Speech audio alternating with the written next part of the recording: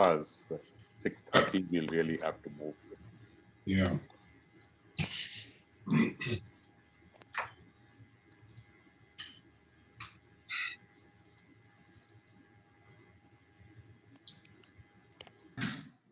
It's now open, so we have audience joining in.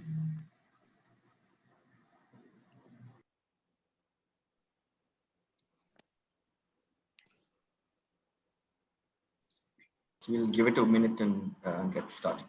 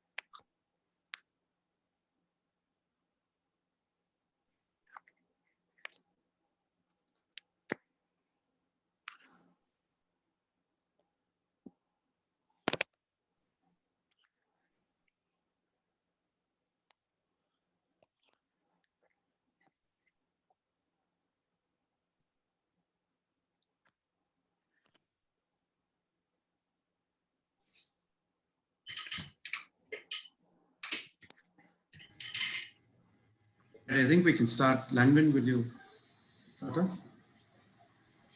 Sure. So good evening, good afternoon, and good morning, everyone. I would like to welcome you all and thank you for taking the time out of your schedules for joining us here virtually today. We will be launching a report on the powering development in climate vulnerable areas, which will be followed by a presentation and reflection from discussants who I will introduce later on in the webinar. We also celebrate 10 years of WRI-India this year, and we are grateful to have all of you here with us today. Before we begin, a few housekeeping rules. We will host this launch on the Zoom webinar format. I would request all the participants, if you have any questions or clarifications, to please put it down in the Q&A box, and my colleagues will try to engage with you, your questions in the chat itself. This webinar will be recorded and uploaded on social media platforms as well. So to get us started, I would like to call upon Dr. O.P. Agarwal to say a few words. O.P. sir is the CEO of WRI-India. He has served as a member of the Indian Administrative Service and held several positions. At WRI-India itself, Dr. O.P. Agarwal leads the organization's ongoing effort to strengthen its work around cities, energy, climate, landscape, restoration, water, and government engagement. So over to you, Dr. Agarwal. Thanks very much, Lanvin, and a big welcome to all of you. A particular thanks to Dr. Ashok Khosla, who has been, very kindly agreed to join us and launch this report for us. So a very, very warm welcome to all of you. Delighted to see so many of you here on this webinar.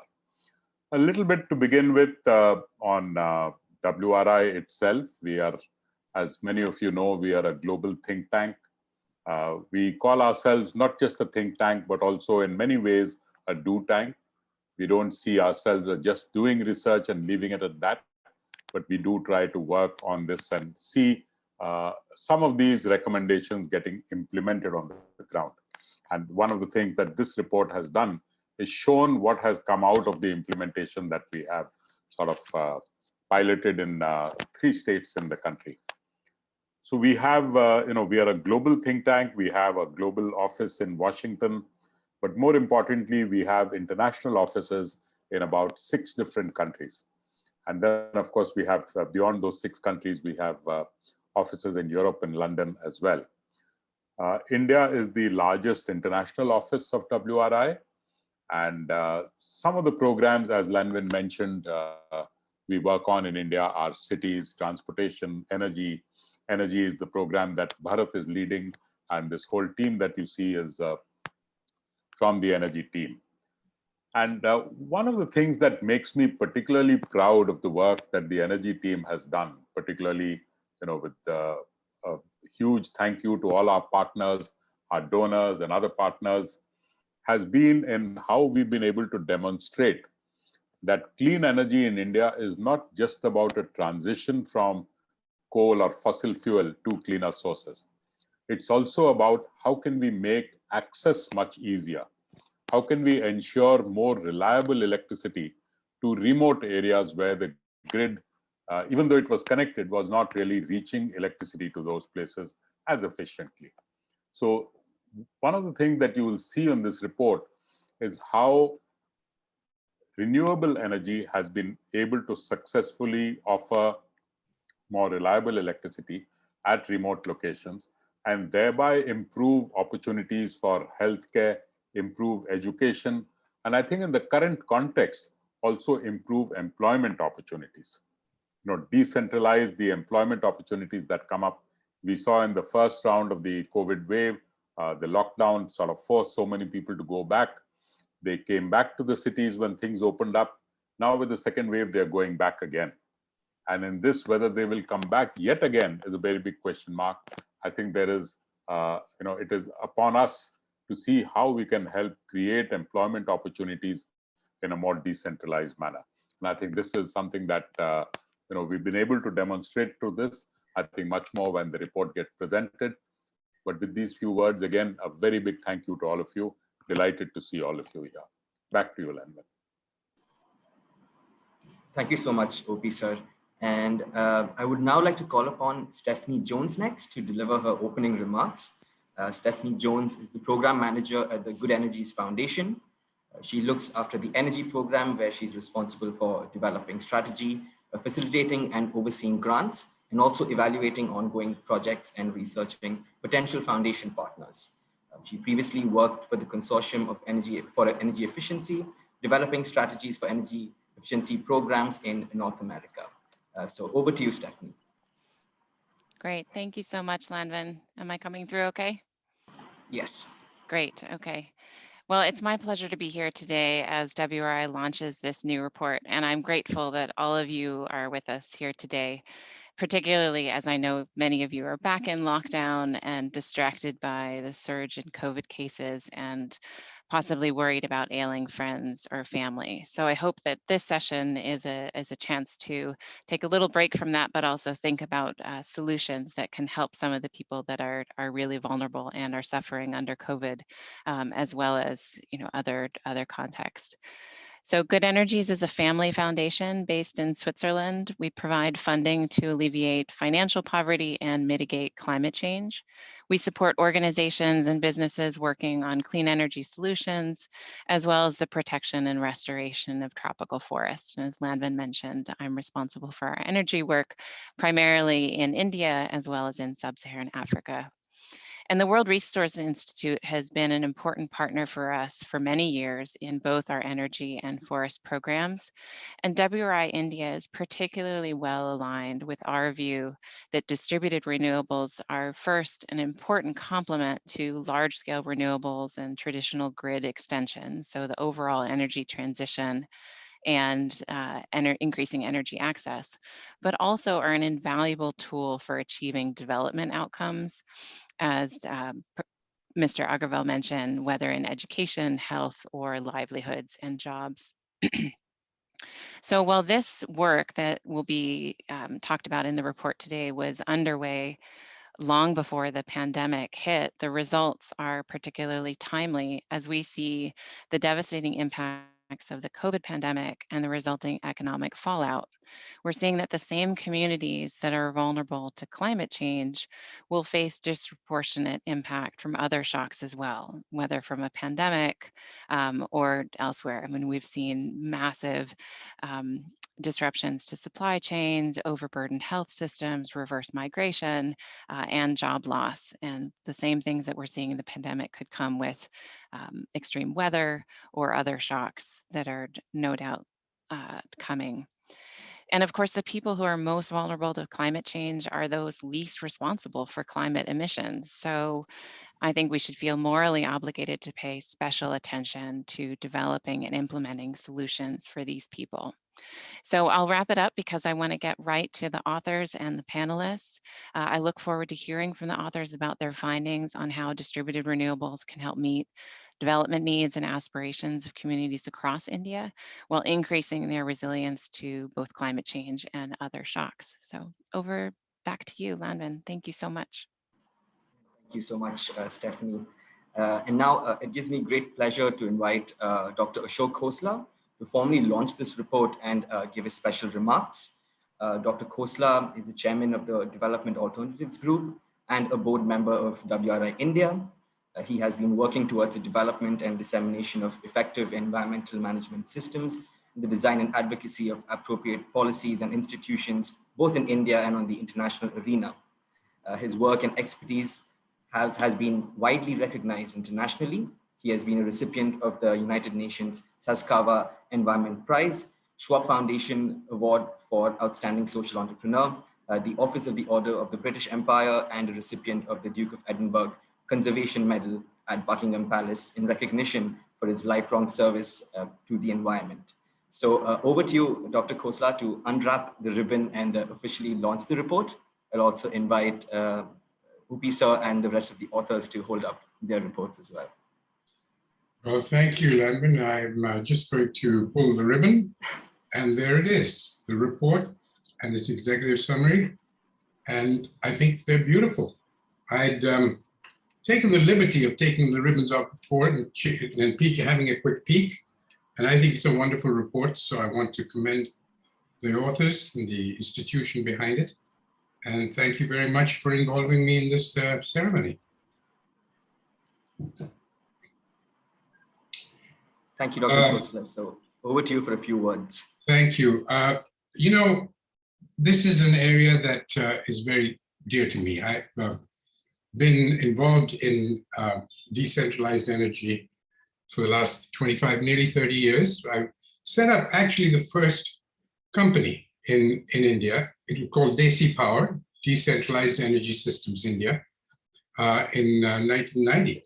And it still exists. And its DNA was basically biomass-based, biomass gasification-based. And it had quite a run, and it was a wonderful thing. But over time, other sources of energy became more important. And my other company, Tara Urja, has been actually one of the major suppliers in rural areas of mini grids. So I would love to share with you just a few ideas, because what you cover in this report bears out many of the observations that I've seen in my own work on the ground with decentralized energy systems, particularly based on small clustered approaches. There are obviously in urban areas in much of the world, in the Mediterranean, in Bangladesh, and many other countries, great successes on rooftop solar solutions at the household level, and they are wonderful solutions for individual needs of families. But in rural areas, as both Stephanie and OP mentioned, people got left behind. They are essentially too remote to be of interest to governments, to state electricity boards, to private energy suppliers. And so they really never had the ability to get access to real energy of the type that they needed. You know, climate change, I don't have to tell the people on this webinar, is one of the greatest threats to humankind, to civilization. The planet will probably still be around, but the rest of us are going to actually pay heavy costs to what we've done to the climate, or what we're doing to it. And in order for us to deal with that, we have to recognize that there are two particular aspects of climate change that really hit us most. And they are essentially, you need to mitigate climate change on the one hand by reducing the emission of carbon particularly, and many other reasons, many other actions. And the other is the equity issue. The people who get the most affected by climate change and are indeed least able to cope with it are the poor, poor, particularly in remote areas. And we need to deal with both these issues. And both of these are amenable to interventions in one form or another of energy conservation, of energy efficiency, of changes in energy sources, particularly to renewable energy. And so what we're doing here, and this report covers very, very beautifully, is specific interventions that make a difference to people who otherwise live very, very deprived and marginalized lives with lack of jobs, lack of basic needs, lack of shelter, lack of, and particularly lack of energy. My own experience with, particularly with Tara Urja in the last few years, we have something of the order of 50 or nearly 60 mini grids in Bihar and in UP, functioning well. And my experience with them has been 3 or 4 very important fundamental lessons. One is that it's not simply a matter of supply, but it's a matter of demand. The economics of energy, whether it's large scale or small scale, depends on utilization of the capacity, the load factor.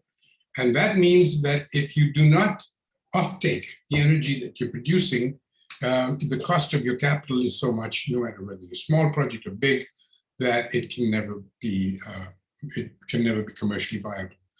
And unless it's viable, it's not going to get out in large numbers. You can always stay at a pilot level, subsidized, living on drip, on life support systems, but not something that will grow in the long run.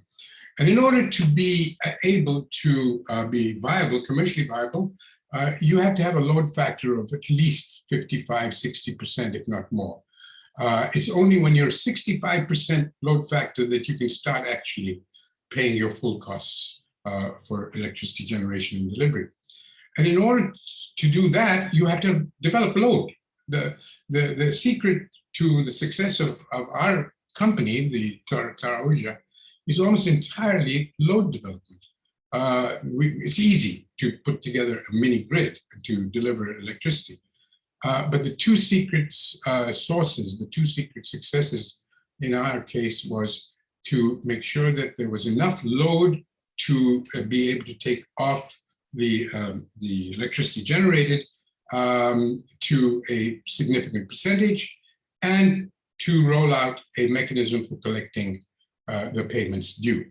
And that was possible because of digitizing and a remarkably innovative approach to making the collections. And I think to some extent, these are the 2 lessons that we're always going to have to bear in mind. They're counterintuitive, they're not in the big mainstream literature, they're not in the big mainstream discourse, but basically, we can only reach remote connectivity, even in areas which have a grid that usually doesn't work, connection, is if there are significant ways to make sure that the electricity generated, the power generated, is actually being put to good use, profitable use, value-adding use that would, in essence, generate the money to pay for the electricity. And that means basically across multiple revenue streams, multiple tariffs, cross-subsidizing the household by the use of higher tariffs for commercial use and so on. So I would say that this is a complex business, and what WRI has been able to do in its project is very, very important, that we now need to go beyond the stage where we have projects and pilots and so on, to making these things sufficiently commercially viable that actual entrepreneurs move in and set up their little power stations, deliver electricity, go house to house and collect their revenues, and actually become profitable enterprises. And that, I think, is the future, and that's why this report is so important. And I want to thank you for giving me the opportunity to take part in launching it. Thank you so much, Dr. Khosla. It's always a pleasure to hear you speak. I would now like to go ahead and invite two of the report authors to present the report and highlight its findings. We are joined by Namrata Ginoya, who is the Manager for Resilience and Energy Access at WRI-India, and Harsha Meenawat, who is a Senior Research Specialist for the Energy Program at WRI-India. So over to you. Thanks, Lanvin. I hope you are able to see the presentation slides. Yes, Harsha, it's visible. Can you go into full screen? Yes. I hope it's visible. Right. Thank you so much. I'm actually grateful to Dr. Khosla for setting the stage so well for this presentation. And in continuation with the remarks that he just made, I want to bring forth this very well-known graph, which it's a trend of average temperature anomaly on the global scale, which basically shows what we already know, that global average temperature has risen by about 1 degree since pre-industrial times. We are already witnessing the impacts of climate change in India and abroad, both slow onset events as well as extreme events. India itself, India's average temperature has risen by around 0.7 degrees Celsius during 1901 to 2018. And since the middle of the 20th century, India witnessed a rise in average temperatures, a decrease in monsoon precipitation, a rise in extreme temperatures and rainfall events, droughts and sea level rise, and also an increase in intensity of severe cyclones alongside other changes in the monsoon system. The recently released India Climate Vulnerability Index, basically this is a climate vulnerability assessment for adaptation planning, identified the most vulnerable states and districts in the country. Based on this assessment, we see that almost all states are vulnerable to climate change, but some states, and specifically Jharkhand, Mizoram, Orissa, Chhattisgarh, Assam, Bihar, Arunachal Pradesh, West Bengal, these require prioritization of adaptation interventions. And the major drivers that this study has identified as increasing vulnerability, and if you see these drivers, they are also development challenges, which can be addressed through institutional or infrastructural development. And as we know, actions that build adaptive capacity to cope with climate change also lead to poverty reduction. Because without a doubt, we do need to make progress on alleviating poverty. We do need to make this dual progress on building adaptive capacity and pulling people out of poverty at the same time. India has over 360 million people who are impoverished, and these people are least equipped to cope with the threats of climate change. Access to drinking clean water, access to healthcare facilities, education, better livelihood opportunities, these activities, these actions enable the poor to improve their socio-economic conditions. And in turn, they build their capacities to adapt to climate events. As Dr. Khosla stated, so socio-economic development is now gearing towards climate change adaptation, and very rightly so, because climate change disproportionately affects the poor and the marginalized people. Going back to these drivers of vulnerability, several of these are directly linked to the provision of electricity, better energy access actually. And while the others, there may be an indirect linkage to better electricity access. Of course, electricity is not the only solution needed to bring about adaptive capacity, but it is one of the measures that can be easily adopted and is actually being adopted now more and more. And we at WRI's Energy Program have been exploring the linkages between electricity access and improvement in development outcomes. So although we may have made exceptional progress on household electrification in the last few years, access to electricity for the development sector is still lacking in several areas. The 3 states that we studied in detail for this particular report shows that a lot of progress is yet to be made for electrification of schools, health centers, and for livelihood generation.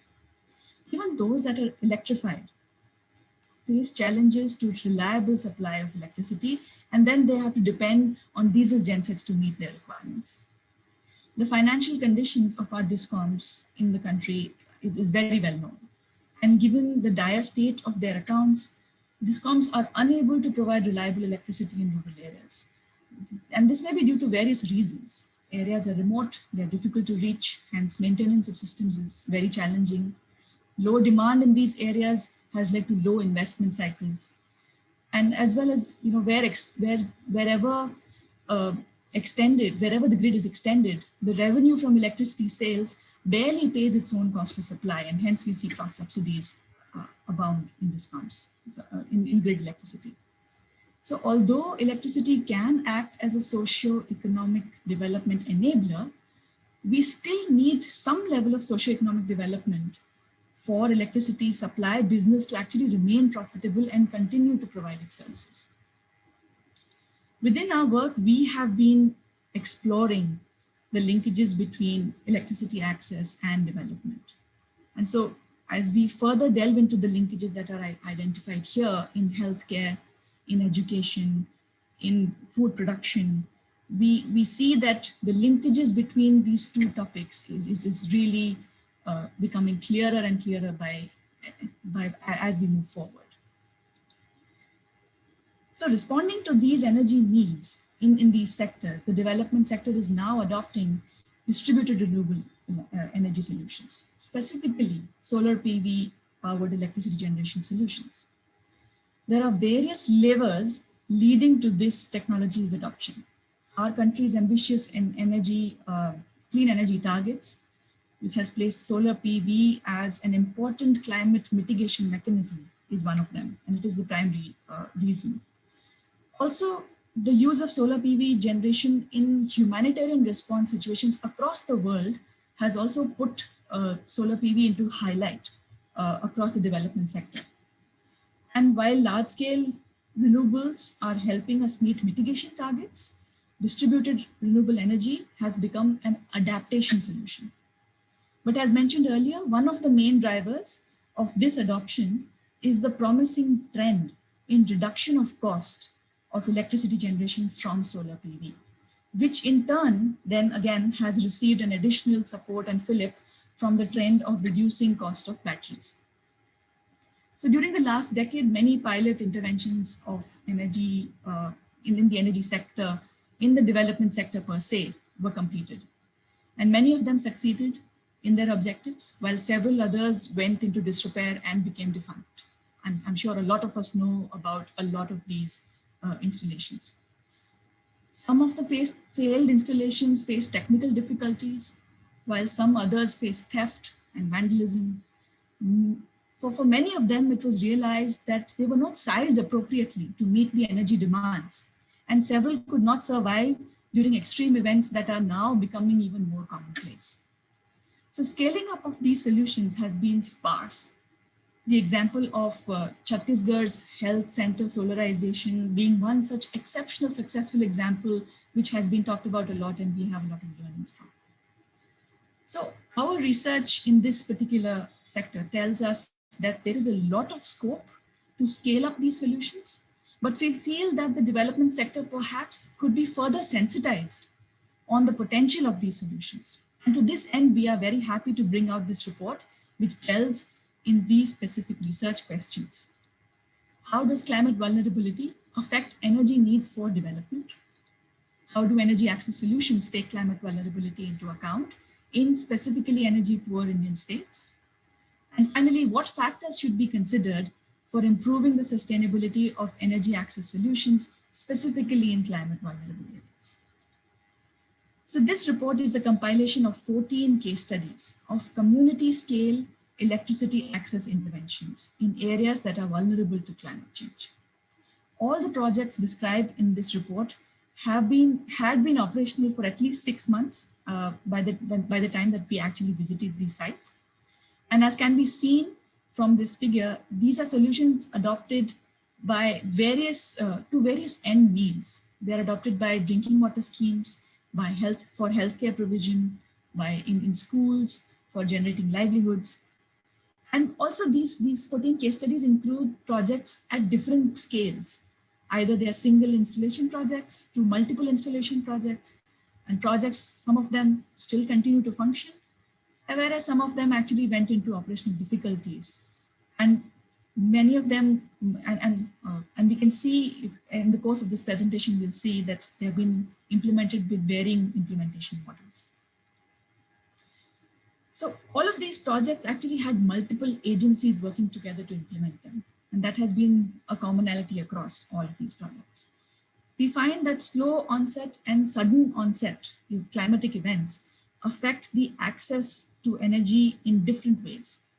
So on sudden onset events, we see that they can disrupt the existing sources of supply, whether it is grid powered or off grid. For example, electricity grids we know are often disconnected during thunderstorms and also during floods because of or in anticipation of damage to grid infrastructure and concern for resident safety, and it needs to be done. As a result, we see that the demand for backup sources of electricity, such as diesel generators, generally increases during that time. So monsoons, we see that there is a lot of demand for diesel in the market because all of the diesel generators need to function because the grid has been turned off either in anticipation or because of flooding situations. We also see that people rely on electricity to respond to conditions caused because of climate change. So people need electricity to power information systems, to powering communication devices during floods. They need cooling devices during extreme heats. Healthcare facilities need diagnostic and medical appliances to treat outbreaks of diseases, and the equipment required for pumping and filtering water in areas that that have groundwater contamination or water shortage. And we obviously it's quite intuitive, but this is something that might seem very obvious, but the fact is that all of these activities increase electricity demand in the areas. We observed that there are various types of climate risks that are most relevant in each of the case studies that we studied. And these were the risks that were perceived by project beneficiaries and implementers that we interviewed. And the design of the projects considered some of these environmental and climate factors, although we have to note that only one project actually considered climate projections while designing the projects as they did. So as we can see in Assam, there is most of the project beneficiaries and implementing agencies identified precipitation and flooding as some of the most important issues. In Jharkhand, we see that along with general increase in temperatures, high wind speeds, and specifically lightning and dry thunderstorms were identified as some of the main climate risks faced. In Rajasthan, there were drought-like conditions, and so specifically quality of water deteriorated during several, was noted by several of the case study proponents. And some areas in Rajasthan also face a lot of high wind speeds that can affect the design of these interventions. So we see that the impact of climate-related events is on the demand of electricity as well as on the supply of electricity. And we have noticed from all of these case studies where the solutions were actually operational, that DRE and these solar PV solutions actually led to reduction in cost of electricity access. They led to improvement in services. They led to increase in short-term productivity. Although what we also observed is that each of these projects required some sort of siting, sizing, or designing considerations to be kept in mind while actually implementing these case studies. So let me describe a few of the measures that were taken to overcome climate risks. So we saw that in areas that get flooded quite frequently or get waterlogged quite frequently, floating solar solutions were adopted. In areas where it was realized that ground-mounted solutions might actually get affected by waterlogging, the energy enterprises and the implementing agencies chose to roof mount the PV installations in place of ground mounting them, even though space was available for ground mounting them. The implementing agencies also chose specific sites of facilities that were located on higher ground rather than those that could have been affected by waterlogging. In most of the case studies and projects, we noticed that the system size of solar PV was oversized to make up for losses from rainy days or cloudy days. As precautionary measures, a lot of these of these cases, took care of doing continuous monitoring to report malfunction and preempt troubleshooting. They also used precautionary measures of keeping a stock for implementing lightning rods, surge protectors, chemical earthing, and also kept a stock of spare meters, especially in the mini grid projects. Some of the projects were designed in such a way that there was enough water storage capacity to meet future demands from humans as well as animals, where the projects were meant for animal care. And we also saw unit structures being designed in very innovative ways to withstand high speed. We also saw some of the implementing agencies taking measures such as battery storage at raised platforms so that batteries would not get affected by water on the ground. On the operational side, we see that most implementing agencies of these projects are not actually energy enterprises. And so these are all implemented by enterprises, by organizations, by government agencies, etc., who are not by themselves experts in energy or renewable energy for that matter. We noticed that there was a lack of clarity in roles and responsibilities in several of these projects. And we also observed that multiple models of O&M have been adopted in multi-site projects. So we saw decentralized O&M models as well as centralized models of O&M. Additionally, in several of these projects, community members were involved in decision-making or in O&M, and also they were involved in keeping vendors and implementing agencies accountable towards their actions, towards the objectives of the projects. And we also saw some interesting ideas in project implementation, such as some interventions were planned only for a fixed term so that the sustainability of that project can be assessed after that fixed term before recommissioning for the next phase of that project.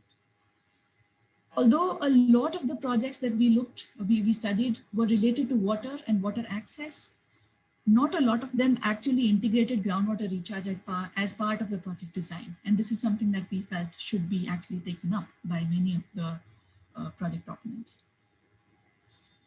In terms of financial measures that were taken to overcome climate risks, we saw that a lot of the projects were actually funded through grant funding, whereas some of them also utilized public finance, and some of them also utilized user fees, especially not only for capital expenditure, but also for funding operations and maintenance.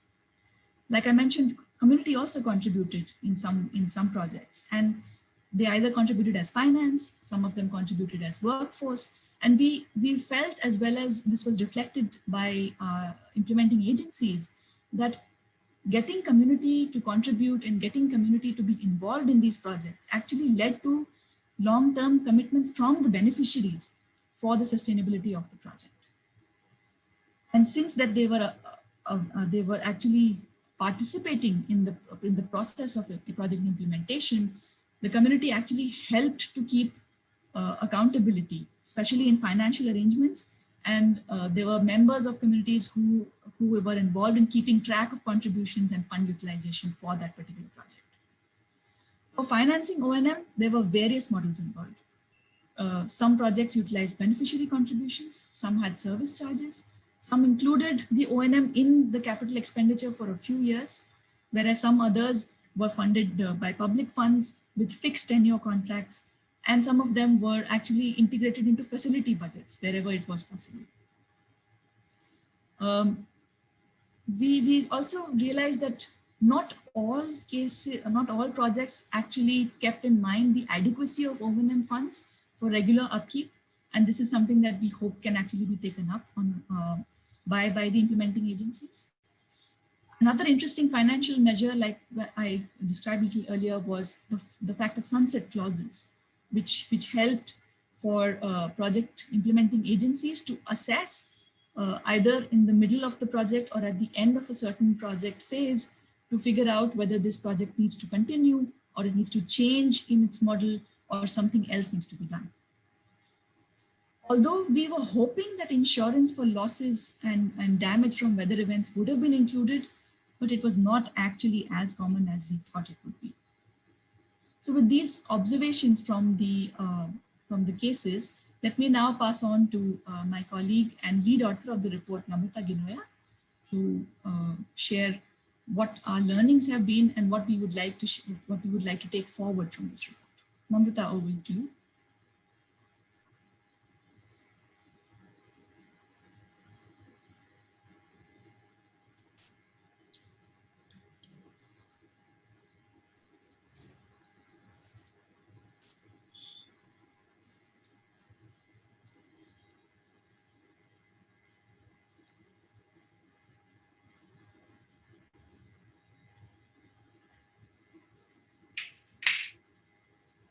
Namrata? Right. Yeah. Can you see the screen, full screen? Yes. Okay. Yeah, sorry about that. Also, there's heavy rainfall over here, so sorry about the disturbance early on. I will be talking about the recommendation half of the report. Basically, based on climate projections for the country and case studies case study interviews that we've conducted, we developed a checklist that practitioners ought to consider while designing, implementing, and maintaining DRE solutions. So as Harsha mentioned, these are the kind of climate usuals and climate risks that we are going to face in the future. And so the considerations that we are going to talk about are sort of based on these. Starting with the technical considerations, it basically includes the interaction between electricity infrastructure and the environment in which it operates. Sorry.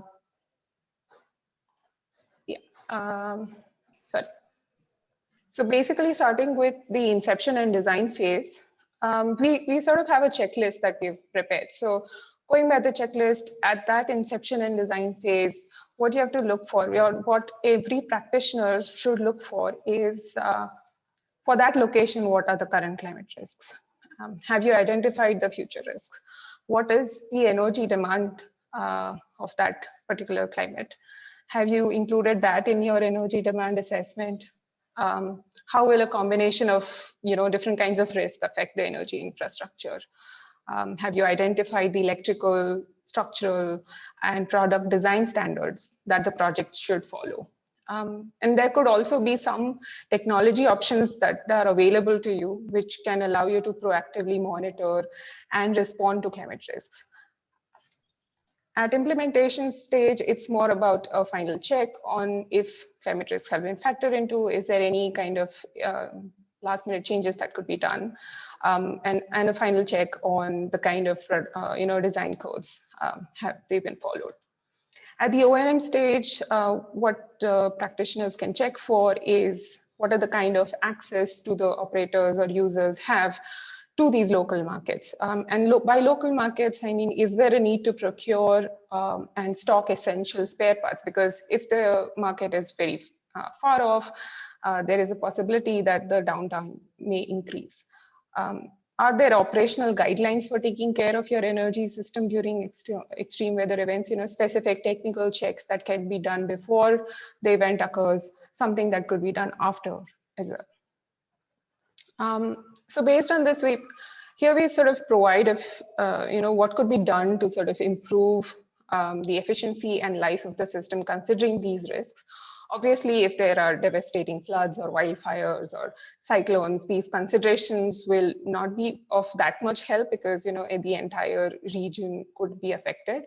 In those cases, regional resilience planning comes into picture, and that would be something that includes every infrastructure people in their planning. So for this, in terms of climate, we've sort of divided into depending on the uncertainties that we face. And so based on the climate conditions, you have some impacts. Temperature can reduce solar cell efficiency. It can reduce the carrying capacity of transmission lines. Extreme heat and cold both can affect battery life and its efficiency. So what you can consider to mitigate that risk is to include efficiency loss in energy demand calculations. where possible, use components that can withstand high temperatures, improve air circulation, and factor in replacement costs as much as possible. For precipitation, increased number of days can reduce the productivity, and the intensity can, on the other hand, damage the paths directly, and also, distribution lines. So, if possible, you can limit the exposure of wiring to the wiring and distribution cables to rain. In case of wind speeds, they can directly damage the structure. But what most of all you can do is, follow structural design codes. They are very well available in our, IS codes. You can design wind resilient structures where possible. I'm sorry, I sort of, so for waterlogging, all right, I missed that. And sorry, I think there's a lag. So for waterlogging, on the other hand, it can obviously, damage the system if the water goes above the structure. In case of flooding, that's more possible. You can elevate the system above the ground based on historical flooding, waterlogging, soil data, all of these things. For drought conditions, reduced water availability can actually result in dust accumulation and reduce your efficiency of panels. If the water supply is dependent on solar energy, it can cause a cycle of inefficiencies. So if possible, you can use dust removers that are not dependent on water, especially in drought-prone areas, and also possibly use recycled water.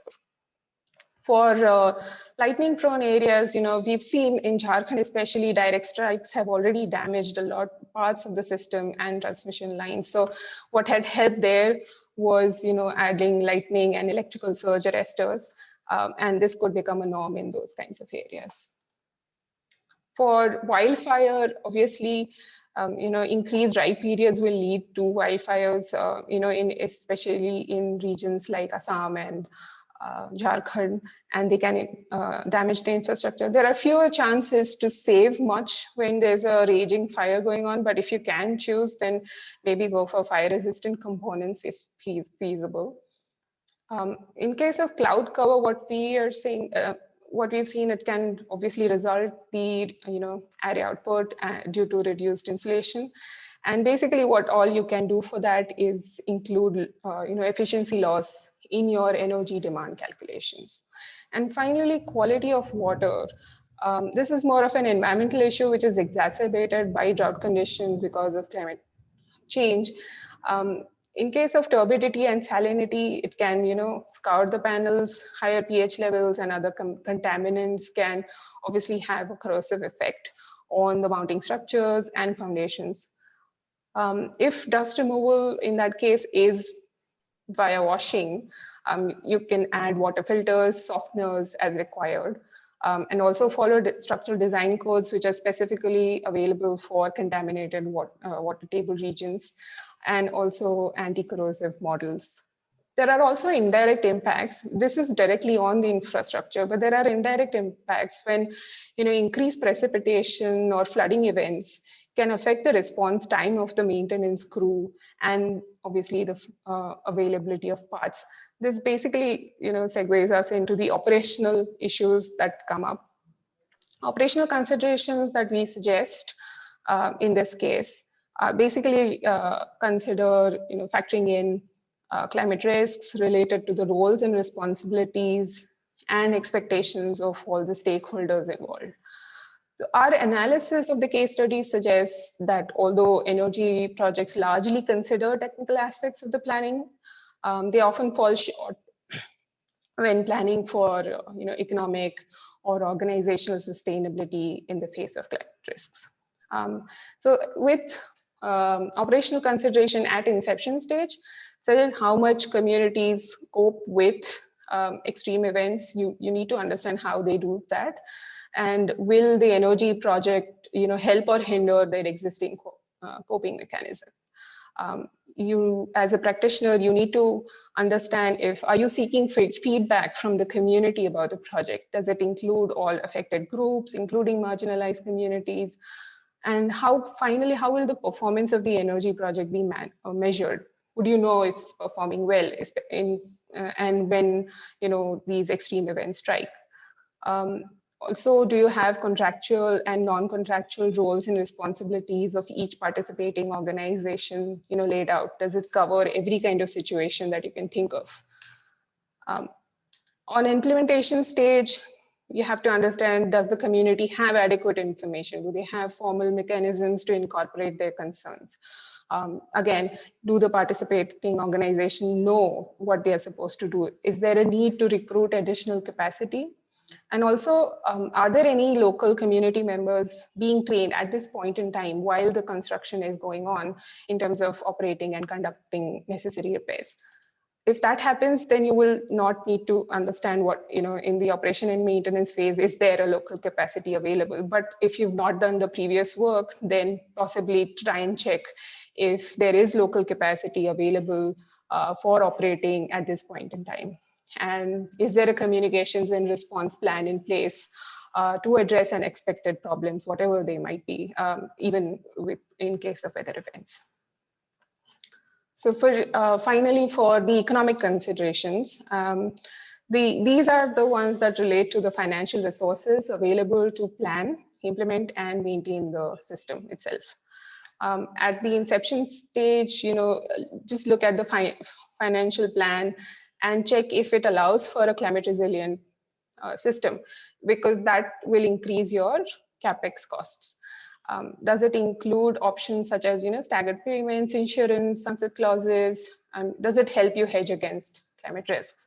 Is there an extended warranty coverage on certain components? Have you factored this into your procurement plans? Also, how does this funding plan specify financial responsibility of each of the participating organizations? In case of implementation, I think at this point in time, it's just about a final check if all these things that you've designed for are actually being implemented so that it is sustainable throughout the project life. And finally, in the O&M phase, is there a funding plan for ongoing and future O&M? Does this consider unexpected problems caused by extreme weather events? And how is the financial performance of this energy project being measured? Does this consider all kinds of risks while measuring the performance? So these are basic. At least you can. There's a detailed list in the report that you can go through.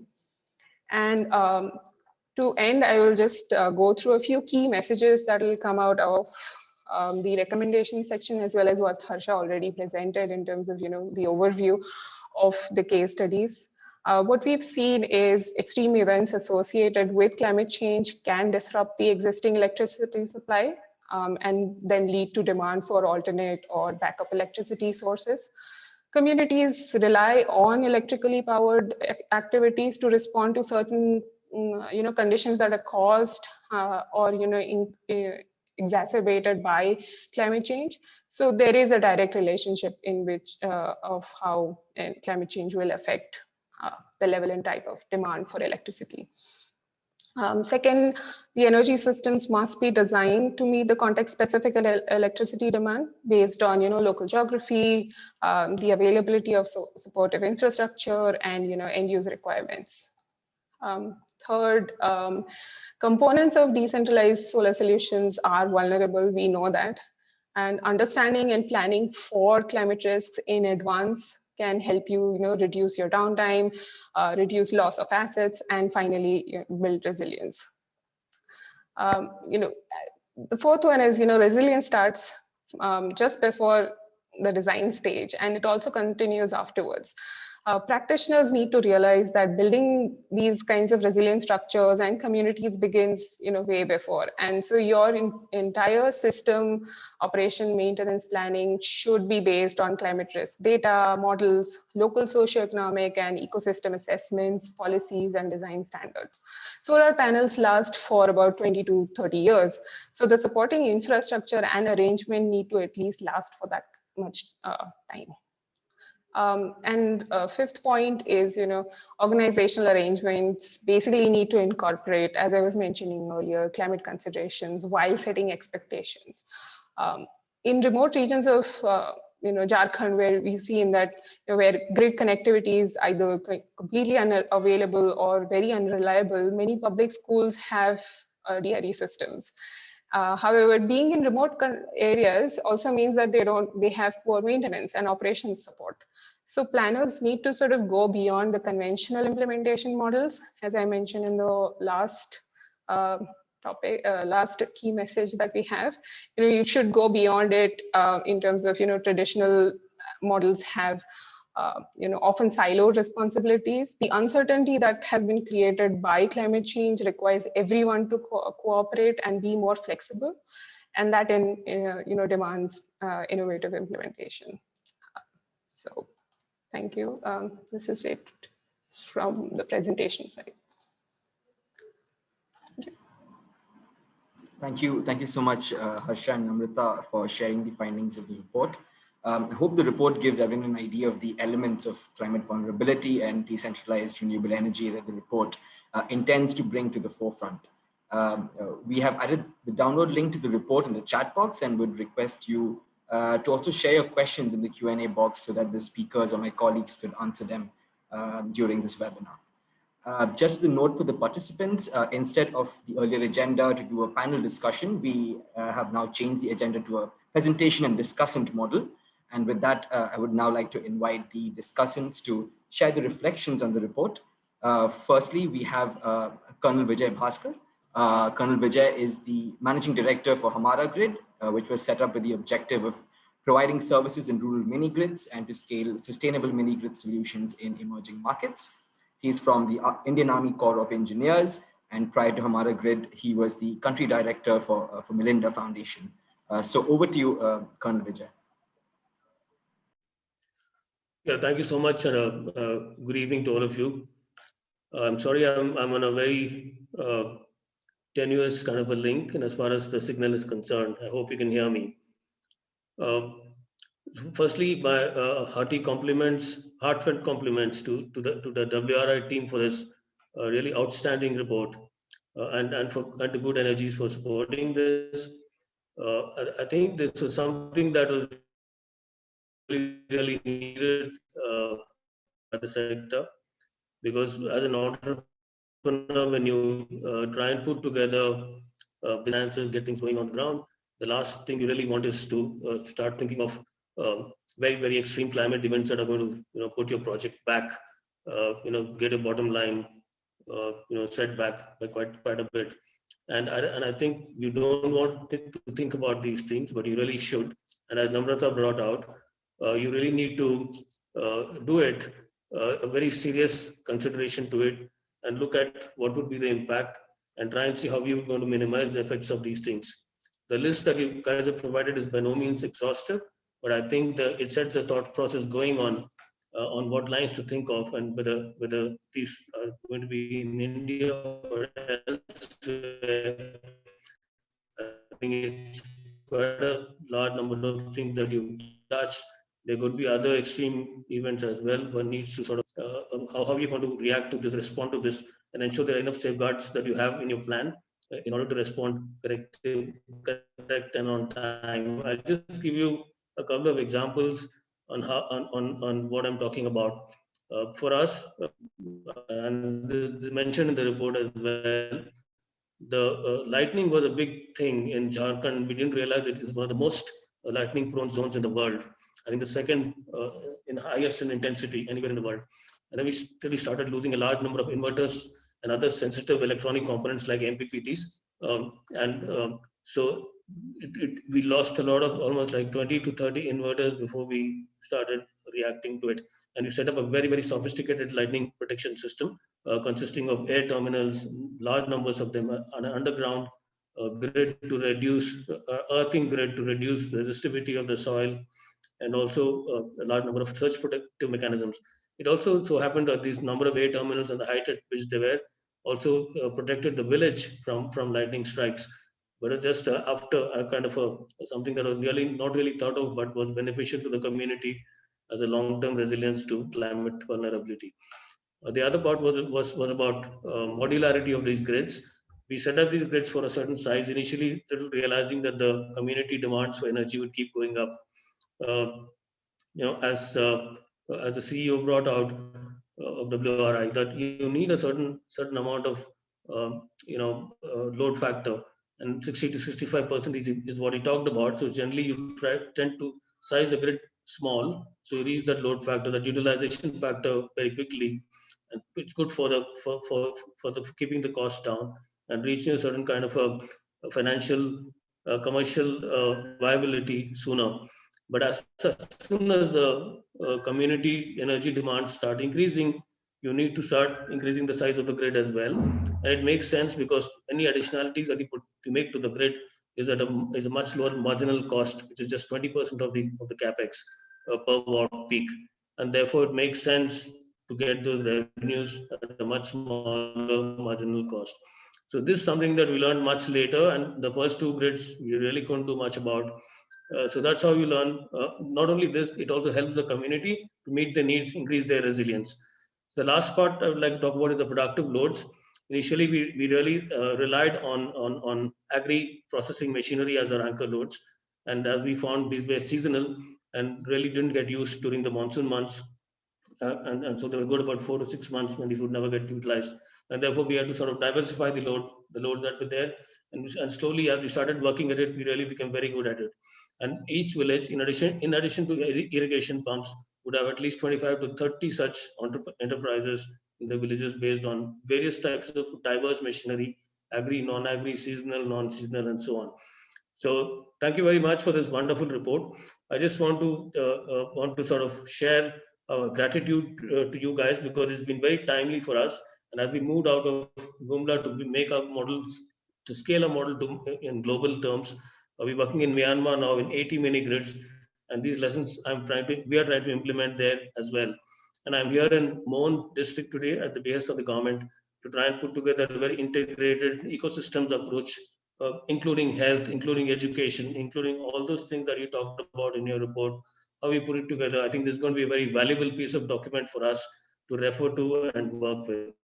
Thank you so much, and wish you the very best.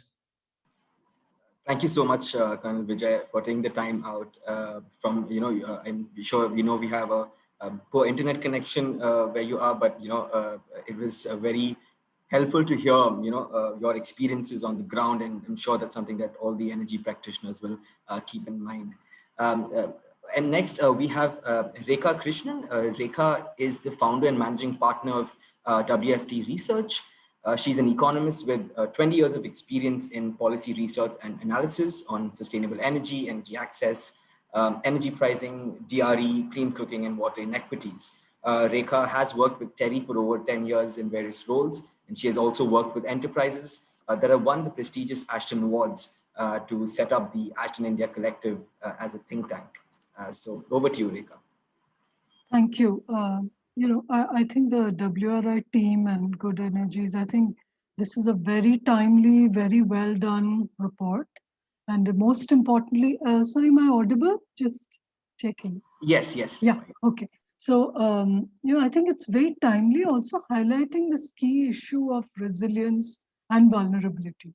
And there's so much that this report highlights. And I'm seeing like there's so much also more to do, as is always with people like us who are always engaging with issues on many fronts. So I just wanted to go back just a little bit to the glossary and sort of get all of us back on the definition of climate vulnerability. And I take this from your report, so where we talk of two parts to climate vulnerability, one being the susceptibility to harm, and the second being the low ability to cope. And as I see it, the susceptibility to harm could come from, issues like being disaster prone and being faced with uncertainty. And then on the low ability to cope could be because of the location, because of your being low income, because of your being low, low infrastructure. So the sense of marginalization as we understand it. So, so taking a cue from here, what I thought is the report is very strong in terms of talking about how there are risks that these projects, the case studies have faced, and what are the climate risks, how can we mitigate them. But I'm just going to take a cue from what Harsha mentioned, that here we're looking at DRE projects or case studies as being adaptation projects. So I was just sort of taking a little flip and seeing, what are the climate risks and vulnerabilities that we found in the study area, and I saw that there is water availability, water quality, agri-production, uncertainty, health impacts, malnutrition, forest fires. So I'm just trying to say how all of our work, the case studies and work in DRE, can actually also provide, actually provide good results for these risks. How are we even addressing some of these, and some measurements around that, and as what we measure is what we're going to value, as they say. So that part I think is important, and I mentioned this for a reason. There is so much work that we've done around climate change, all those words that we've used, whether it's adaptation, complementarities, co-benefits, and all of that now, if we factor it in this framework of resilience and vulnerability. For example, the team mentioned about how resilience would entail a lot of additional costs, could entail, by way of design modifications, even something as simple as elevating to save the project from flooding, or any other design tweaks. And I say this in the context of some work that we did, and some of you are familiar with this, we looked at micro hydro projects. Many of them are lying defunct, and reviving them and then hybridizing them with solar, and then also connecting them to the grid to address and to actually come up with some sort of reliable, decentralized renewable energy options. And we found these to be viable, and we found these to have low investment, but they are also prone to, but disaster proofing them would be a challenge. So then that's when it struck us that disaster proofing is an activity that is extremely important. It's part of resilience building. To what extent will it raise, and some aspects of disaster building, to what extent does it, on one front, to what extent does it increase the cost of the project? On another front, looking at the more positive aspect, when we do this project, to what extent are we addressing some of the risks, whether they're around water quality, so what are the co-benefits, so to say, of these projects? I mean, they're low carbon is one thing. They're also addressing a lot of issues on the ground. So if we can measure both these, and there's some net benefit kind of framework, then can we find this whole thing? And then we look at this whole gap funding. So the financing has to address, when we look at financing, can we look at that framework where we look at, one is the disaster proofing, and then the uncertainty management. It's possible that some of our projects are improving or addressing the uncertainty component. And does that mean we are then able to save on insurance costs? So what are these, benefits that these projects are giving from a very multi view, a multi sort of aspect view? So that's one point I had. And in terms of the talks that we've had with users, and unlike, Colonel Bhaskar, I'm not an entrepreneur, but I'm, like all of you, a researcher. So we are more thinkers. We also try to do. So, one we had done is we had designed this whole thing for UNDP. In fact, it became MNRE's framework for developing the productive energy use projects in multiple states. So when we did this work, we engaged with a lot of people, and Harsha had asked me this question about who should we engage with, how does energy connect with the development sector?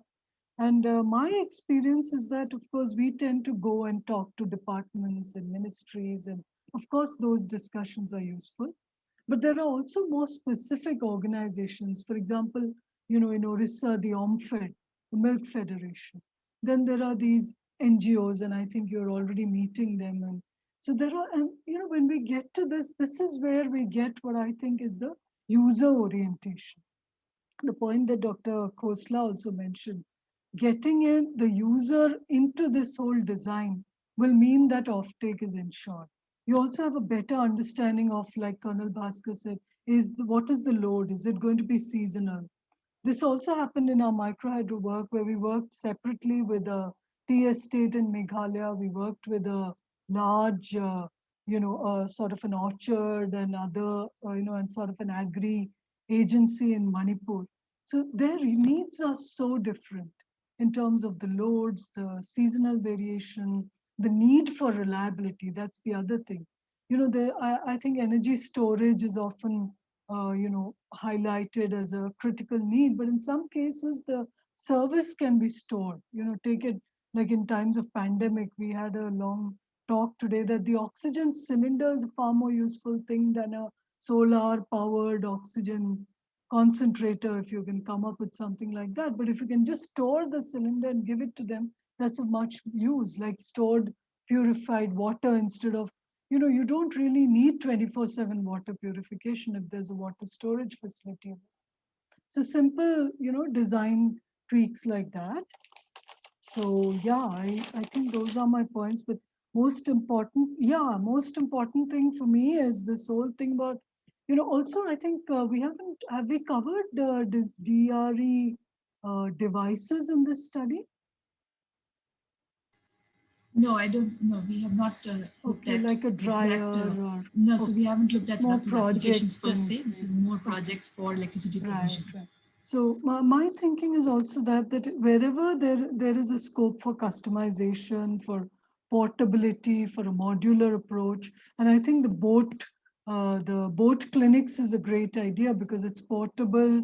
You can have a boat school, you can have a boat clinic, and you can have so it's portable. But by boat I mean portable, or a modular, so you can scale it up, because I think that's what you all are saying, that scalability is very important. But scalability doesn't necessarily have to mean a very large project. It could just mean the ability to come up with multiples, because it gives you enormous flexibility. Again, a lesson that we learned when we were looking at the microhydro work and the other DRE design work. But I think one of the key things here, and maybe people like Stephanie or any other funders who are here, the whole thing about resilience planning, taking into account both the additional costs of building in resilience and the benefits from some resilience projects, and then working out a complete viability gap kind of funding, is a larger thought that I want to leave you all with. If there are any questions about it. But I must say, amazing work. Thank you very much. Thank you so much, Rekha, and that's really valuable feedback for us to take forward in our work as well. We are now joined also by Mr. Abhishek Acharya, who is the director at the Climate Finance Unit in the Ministry of Finance. This unit represents the Ministry of Finance in all climate change related issues at the international and domestic fora. He's part of India's negotiating team on climate finance, has been playing this role for quite some time now. He's from the Indian Economic Service as well. So over to you, Abhishek, for your remarks.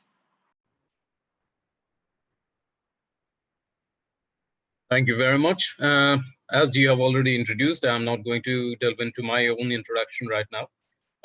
Yes, I am from the Climate Change Finance Unit, and we represent the finance negotiations under the UNFCCC and various other multilateral fora, wherever the climate finance issues are being dealt with.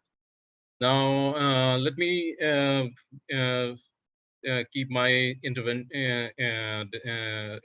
very brief. As the report has mentioned about the decentralized energy solutions, and they definitely hold an important position, even within the ambit of the policy making as well. However, from a policymaker's point of view, from the macro angle, the climate resilience part has always been held with a very important position, be it from the international point of view or the national policymaking point of view. From the international side, we have seen in the UNFCCC itself, as well as in Paris Agreement Article 2.1c, which talks about the climate resilience and the finance flows regarding that, as well as if we see the Paris Agreement Article 9.1, which also talks about a balance between adaptation and mitigation. Also from national policy, we have the national action plans on climate change, as well as our nationally determined contribution, which both of them have an immense importance towards the resilience and the adaptation initiatives. Now, as the International Climate Change Forum and Architecture takes into account the need for adaptation and climate resilience with its due importance, as we know that the climate actions of any developing country like India is very much dependent upon the commensurate support mobilized by the developed country parties, because let's make it very clear that the entire climate change infrastructure, international climate change infrastructure, is based on the responsibility paradigm, which is the developed country parties are supposed to provide the commensurate and credible, predictable financial resources which would aid the developing country parties for taking into account their climate actions. From the macro point of view, from Indian side, excuse me, India has been taking the climate action initiatives, especially on the climate resilience side, from the domestic resources primarily. But it has been seen already that the financial mobilization, which is the responsibility of the developed country parties, has been abysmally low, and it has not generated or even mobilized the required momentum that is for the developing country parties to take into account the financial resources as well as the technology transfer, which would require all the necessary climate actions on our part. So we have already seen in various multilateral fora that, especially from the negotiation point of view, that there has been a reluctance from the developed countries, which is especially on provision of the promised climate finance resources, and this has been a big problem that we have already faced, because India primarily takes from the domestic resources on all the actions and all the climate resilient initiatives. So even for reaching out to the last mile connectivity of the electricity, and as we know that we have already taken up an ambitious target of renewable energy of 450 gigawatts. It is very important that for the last mile connectivity of the energy access to the country, the financial resources and the mobilization from the international commitments that the developed country parties have made is of essence. So therefore, this is an important area that I just wanted to highlight. And I would like to congratulate the team for bringing out the report. And my best wishes for the team for sharing the report with us and inviting me for this discussion. Thank you very much. Thank you very much, Abhishek. I think we have only 12 minutes left, so I will be able to just combine two questions, and maybe I could invite Dr. Khosla to provide a response. So one of them is directed to you directly. So it is kindly share your thoughts on the pros and cons of involving the state electricity regulator in rural mini grids, in terms of the mini grid would be a private regulated asset and could interconnect with the nearby grid to manage the load, and also to for energy to charge the batteries. And then the second question is on which is a bigger risk, adaptation or mitigation, and where should the money be invested? On the first issue, I think the future of remote mini grids actually does lie in interconnectivity, in connecting them to the grid, because of the storage problem, of the fact that you need electricity at times when the sun doesn't shine, or the wind doesn't blow, or the water doesn't flow.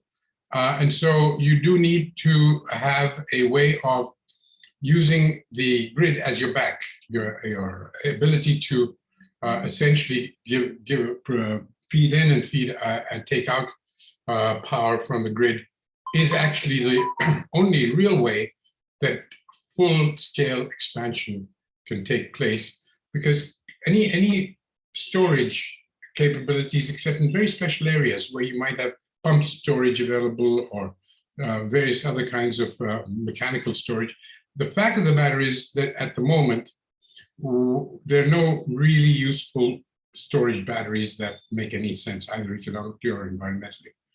Though certain interesting innovations are being developed, including mechanical ones and including compressed air and so on, which might solve that problem. But at the moment, I can't see genuine large-scale expansion without being able to feed into the grid. And that is why in Europe, that is why it's been so successful. So if you've got to do that, then the regulator comes out automatically into the picture.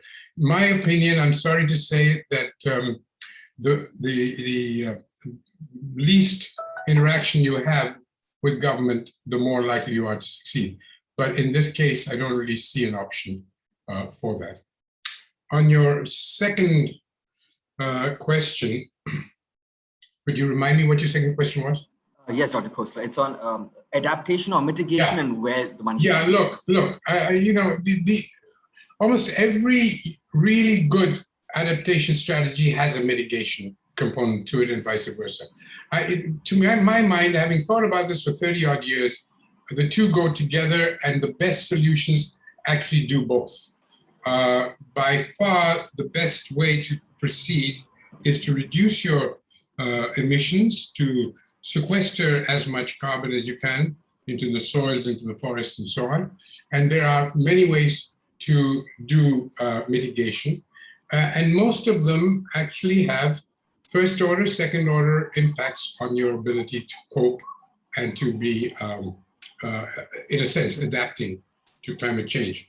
So I don't think I want to say one is more important than the other. Whether you're poor or you're rich, you have no choice but to reduce carbon emissions and increase carbon sequestration on the one hand, and for people who are going to have to face climate change nevertheless, they have to adapt.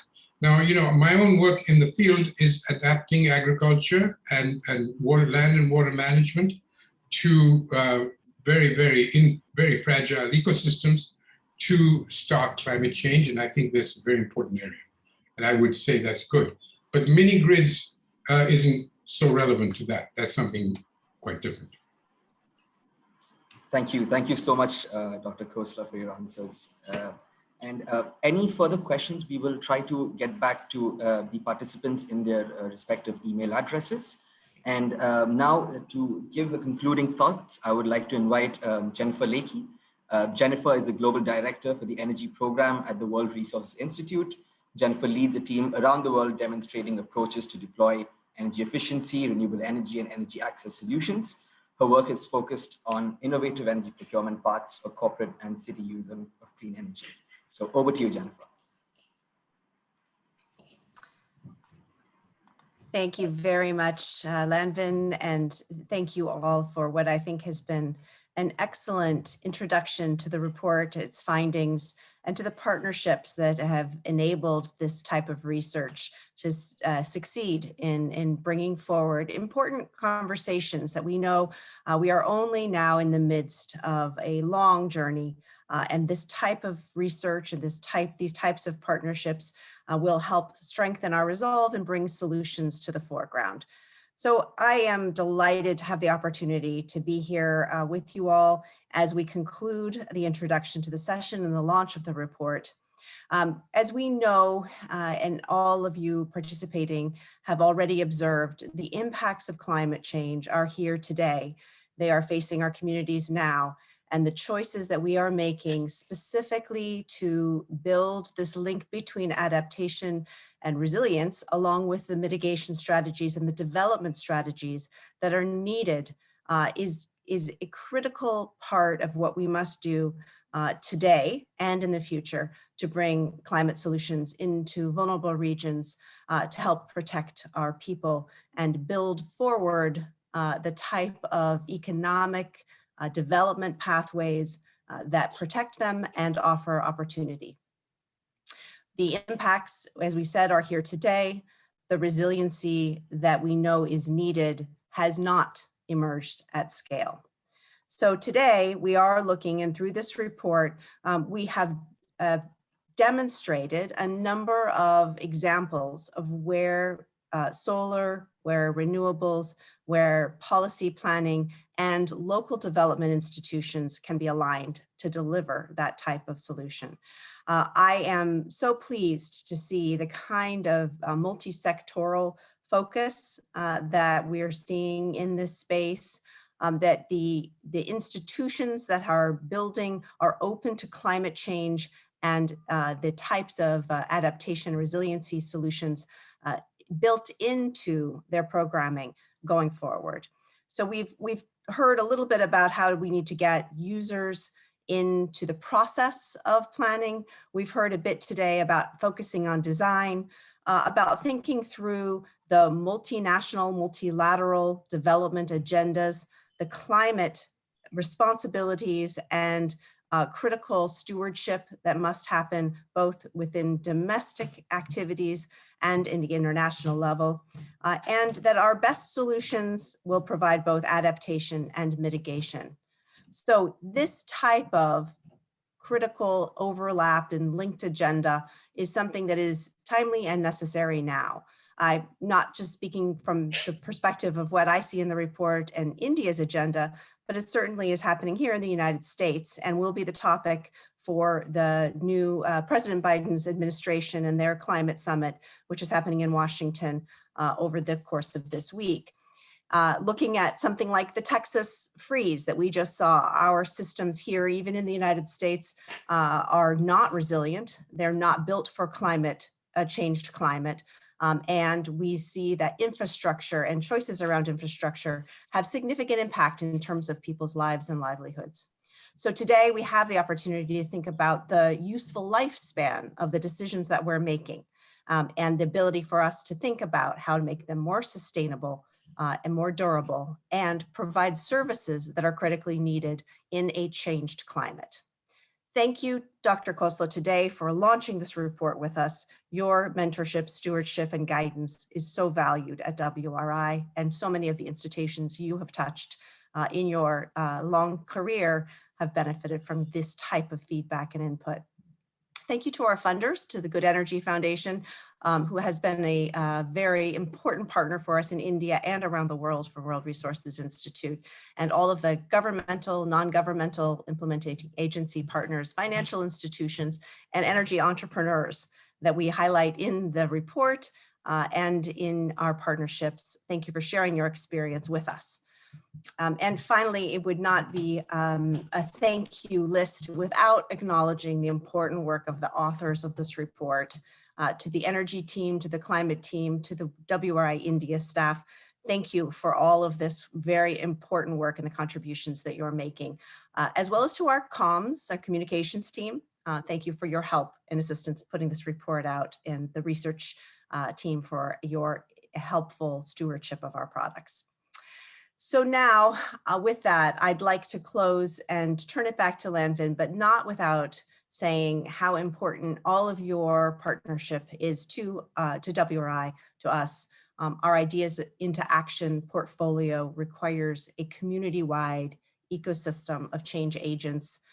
To those of you who are involved in the day-to-day business of development planning, thank you for your work. We are so delighted to partner with you, and we look forward to continuing this journey together. Thank you, and Lanvin, back to you. Thank you so much, Jennifer, for your kind words. And yes, with this, we would like to conclude the report launch. Thank you to all the participants, speakers, and discussants for sharing your thoughts. Feel free to reach out to us for any questions, and we will be glad to respond to you at the earliest. So that's all, folks. Have a good day and a good evening, and stay safe and take care. Thank you. Yeah, thank you. Thank you all. Thank you.